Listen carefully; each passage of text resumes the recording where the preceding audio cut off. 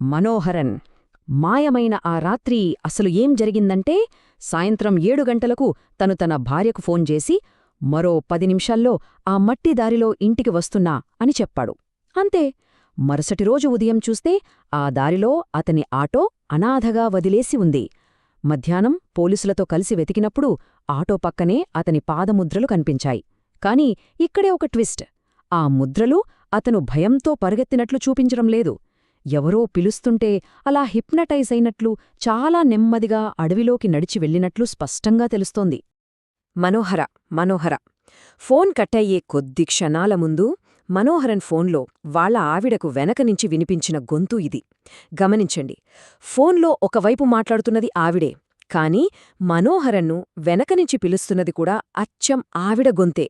అంటే ఆ శక్తి కరెక్ట్గా ఆ టైంకి అతని భార్య వాయిస్ని కాపీ చేసి అతన్ని మెంటల్గా కన్ఫ్యూజ్ చేసి తీసుకెళ్ళిపోయింది. ఇక ఇప్పుడు గతం నుంచి వచ్చిన ఒక పిలుపు